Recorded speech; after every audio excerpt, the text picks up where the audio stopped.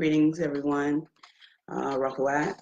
My name is Wosret, Wadjet Atun-Re, and I am here to share my SF-181 experience. I first would like to show you, if anyone knows what this is a copy of a return receipt that I received in the mail a few days ago from mailing my SF-181 documents to SSA and received the receipts.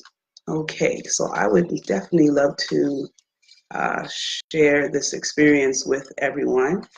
Now, I will start by saying that I learned about the importance of a word and the use of words and the power of words for the first time in my teens, reading the autobiography of Malcolm X when he spoke about studying etymology, and that always stuck with me, and it is very relevant to much of my, knowledge that I came into in life, because my major school that I went through was with Atun-Re, also known as Yanun, the master teacher. And we always stressed about the power of words. So that has always been something that got my attention. Now back to the issue of the SF-181. The first time I heard about this was I received an email last April from Nicholas90 at gmail.com. And when I had opened it, I saw a write-up speaking about not only things that were going on with fraud and so on that was being acted out as a part of United Nuwaubian Nation, Moors, United Nuwaubians worldwide, and so on. And the issue of people being notified for Chief Nanya-Shaabu to be contacted. They were notified by Doc to contact Chief Nanya-Shaabu in regards to his case, and that happened. From there, I scrolled down and saw a series of videos, and I watched them. They were live video presentations dealing with the At-sik-hata Nation and the SF-181, the importance of that. This was actually, there were a few of them. The one that stood out to me the most was, at the moment, was, I think it's Weekly Word 109, because a concept was brought up to me, and that concept was that Black has no standing at law. And I said, wow, we always learned, like, for example, within schools, the right knowledge. For those who doubt, you can go to page 162 and 163. I've set the record straight, where certain very important information pertaining to what I'm about to read you was actually covered in detail there, right? So what I'm going to show you is a copy of the SF-181 form right here, for anyone who can see that, and it has the racial definitions on it. There are the racial definitions of this category. These categories are this document, first of all, is used internationally as what is referred to as a caste system. Whether you like it or not, you are under a caste system, where whether you're going to work, whether you're in your medical care, any institution that you interact in, when they ask you what race you are, they're categorizing you for a reason, right? Because, again, you have certain entitlements, or what we have learned to now to be called standing, when you have a certain racial identity that you do not when you have another type of racial identity. So I'll go to the definitions, and again, this form is used internationally, whether you are in the islands, whether you're in Africa, whether you are in the Americas.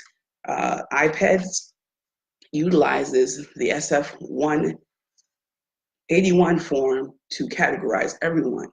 And if you do not fill out the document, or if you choose not to check off what race you are, they actually reserve the right to make a assessment based on looking at you. Now we'll go on into the definitions. I will stress on two specific definitions, but the different categories are either one, African Actually, let me start with the first one, which is American Indian or Alaskan Native, right? The second one is Asian.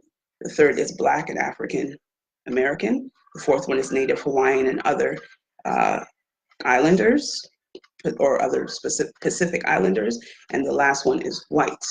Now, I'm going to stress on two definitions. The first one is Black.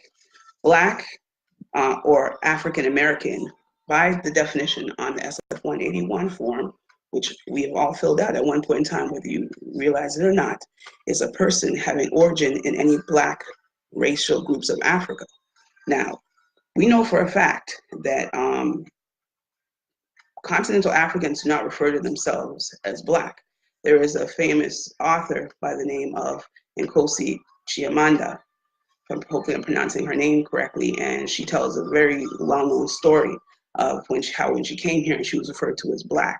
And she says, I'm not Black. You know, she never even understood the term. She was proud of who she was, but not only was Black stigmatized, and before she even got here, as far as Blacks or African Americans, because a lot of continental Africans that come over, they're actually told, you know, a lot of horror stories and told to stay away from African Americans or so-called Blacks over here because they'll bring you down. This is actually, you know, propagated to them before they even get here, many of them.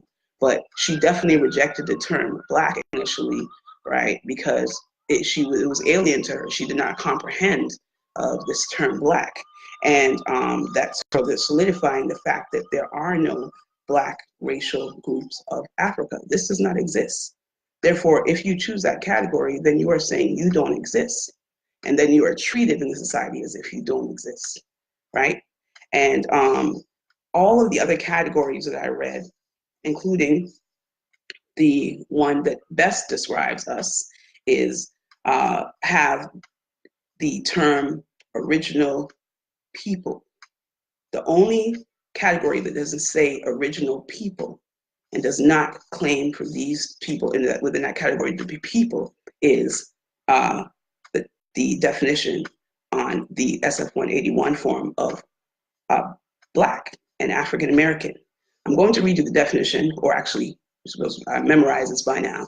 So the definition of white on this SF-181 form is any people having origins in any of the original people of Europe, the Middle East, and North Africa.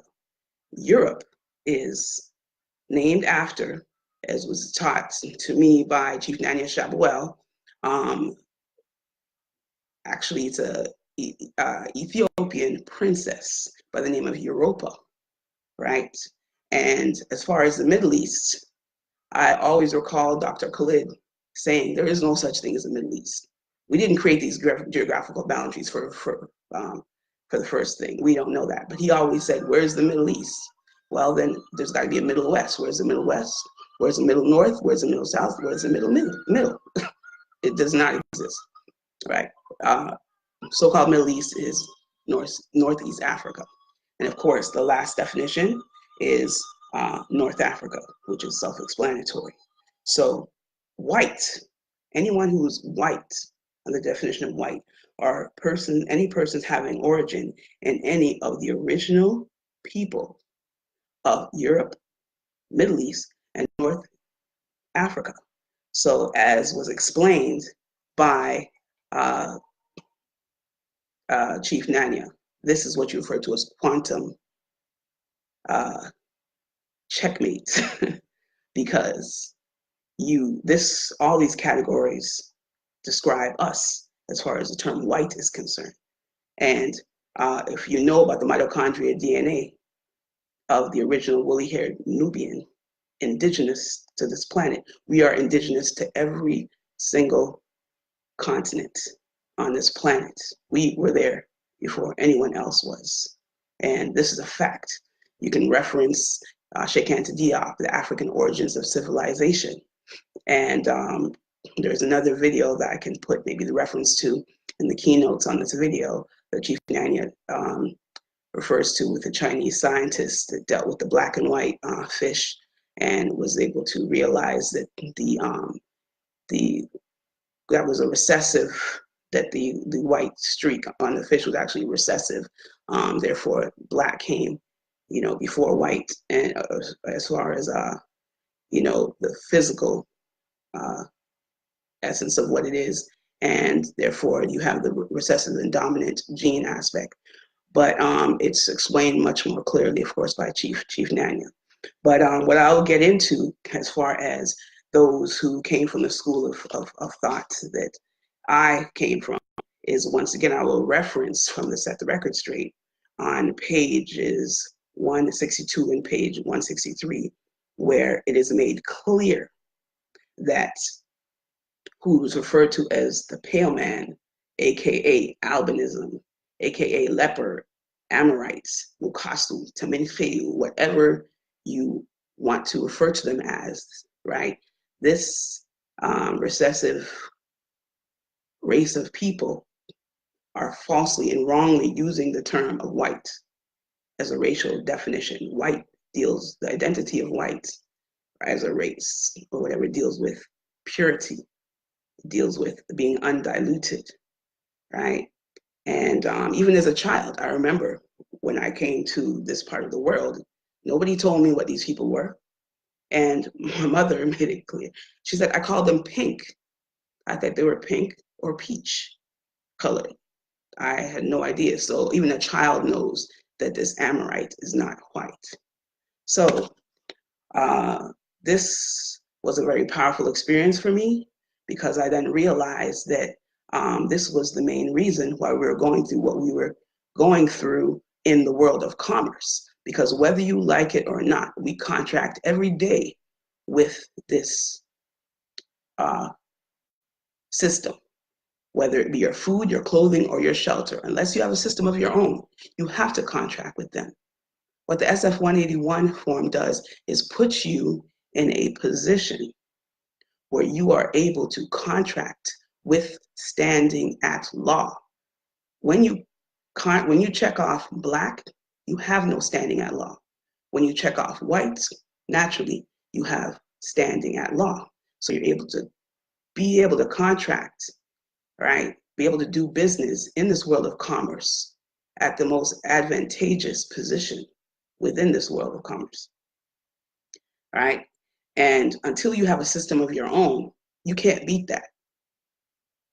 This is the best thing that has been offered to us thus far, if you are dealing within the realm of reality. And Chief Nanya-Shaabu and the At-sik-hata nation are taking things further, where they are showing you how to be able to get yourself in a position to have status, to correct your status, so that you can then have standing at law. So this is a great gift. And for those who can see, for those who have eyes, let them see. For those who are resistant, well, that is also your choice. And you're doing yourself, not anyone else initially, but yourself a favor by correcting your status and standing. However, it is your choice. But Black has no standing at law. And what you know, you are then responsible for what you know. So, Abud Gador, white power, fade to whites. Hotep.